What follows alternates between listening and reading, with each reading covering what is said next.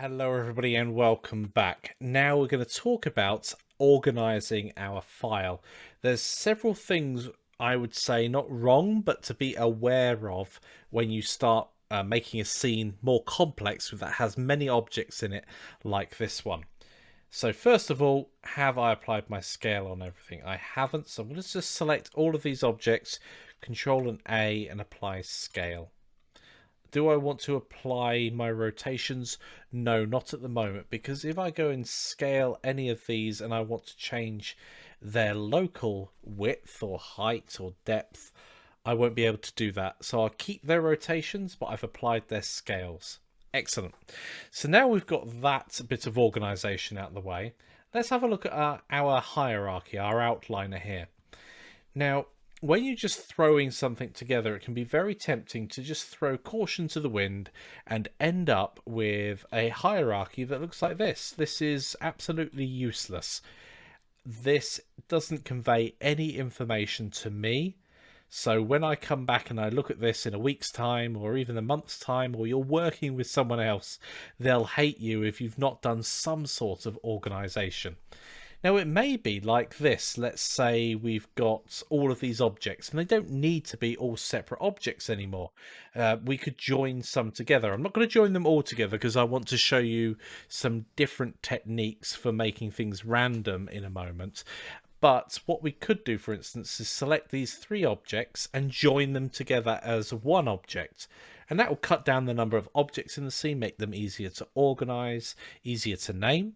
When we join these together in a moment, you'll notice that whichever one is the active selected object, that is the origin that all of the other objects that are selected will inherit, and then it will just be merged into one object. So if I was going to merge this into one object, I'd probably want the top one because that's central to the model, and then I'll just press Control and J, or go to the object menu and go to join, and now we have one solid object, which is really useful for organization. It's less objects to organize. Naming. Naming's important. I've already mentioned cube is not only a bad name for this because everything else is called cube, but it really doesn't describe what this object actually is. So I'd have been much better before I duplicated and everything else to name it in the first place. You see, now renaming this lot's going to be a pain in the backside to do. So name your work early and name it appropriately for what the task is. Let's just say I wanted to rename this monument. I can double click over here, I can press F2 when I'm in the outliner, or indeed if you've got the properties window open, providing you're on the object properties tab, we can also rename it here. So let's just call it monument for the moment. So it's got a name. So we've talked about naming, we've talked about joining things together, but you'll notice that all of this stuff is in something called a collection.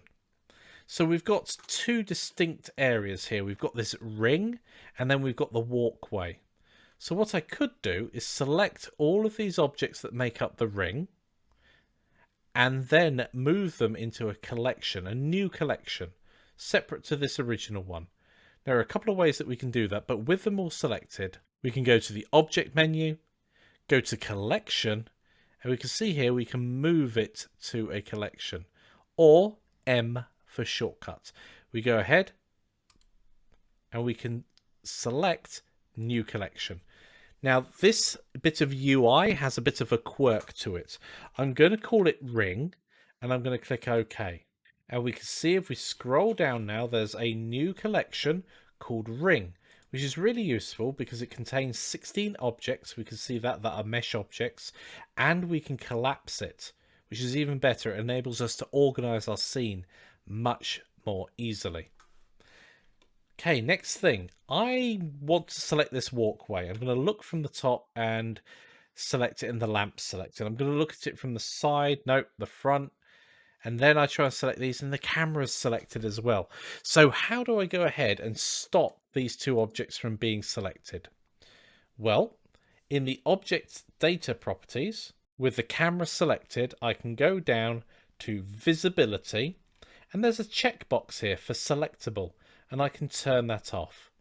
You can also get at it under the filter option for the outliner. If we click on that, we've got a couple of options in terms of visibility, and one that catches people out all the time. Not only is the viewport visibility, which is this monitor icon, so I'm going to turn that on at the moment, but also this camera icon. This is disabling in a render.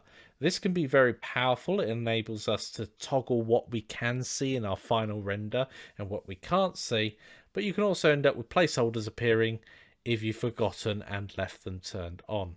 I'm not going to turn that on at the moment because we're going to play with that when we get to rendering our scene in a bit later. But for the moment, you might not want things to be selectable. That is this arrow icon. So we can turn off their visibility in the viewports and their visibility in renders, which we can see down here showing viewports and renders. And we can also turn on and off whether something's selectable. So if I do that to the lamp as well, now when I select my walkway or the pieces that I want in my walkway, we can see that the camera and lamp remain unselected. I'm going to press M, new collection, and this time I'm going to go walkway. And when I press enter, nothing happens. This is the quirk in the UI. Before I clicked OK. Now I've pressed enter. I'm going to have to press enter again. So there's 2 presses of the enter in order to solidify that. And look at this. This is a much easier to understand hierarchy. We have a ring and we have a walkway. And we can even select our individual areas. So let's deselect everything. Let's go to the select menu and select none, or Alt and A. Then we can go ahead and right click on the ring and select those objects. And there we go, they've come back again. Real quick way of organizing our scene. The final one that I'm going to touch upon and we'll come back to again and again later on is parenting. So if I move my ring or any objects in here, this is the problem. You see, I have to select all of these objects in order to move everything at once. But I could parent everything to one object, and then all the children, all the other objects, will inherit an object's position, its scale, or its rotation. So for argument's sake, let's select this object at the front, the one that's a solid object that we joined all together. And we've got all of these other selected objects ready to parent to this main one here. So we can go to Object, Parent, and just parent it to an object, or Control and P. Now you see all of these relationship lines coming to this front runner. And if I press G, all of the parent's children follow it around. If I scale the parent, everything else will scale. If I rotate the parent, all the children will follow. This is the important thing about inheritance, and it can be confusing because if I go to any of the children and scale, rotate, or move them, they won't affect each other, nor will they affect the parent. But the parent will pass down any of those transforms. And finally, if I wanted to, I think I might want to, I link the walkway, let's say to the front one, Control and P, Object. So they're now all parented, but I can also parent this front object to the main one over here. So you can have multiple inheritance, essentially a family tree.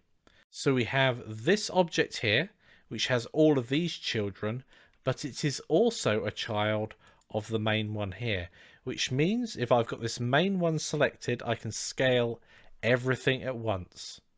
If I've just got this front one of the walkway selected, it will only affect its children. And now this is incredibly useful because I can move this as a whole. Perfect. So I think we've now got a lot of information. We've played around, we're able to manipulate, we can build things, we can make sure they're accurate and they're precisely located. And we can even add a bit of organicness by moving things around, rotating them slightly, etc. And there's going to be one final thing before we get to your midsection challenge, and we'll do that in the next lecture.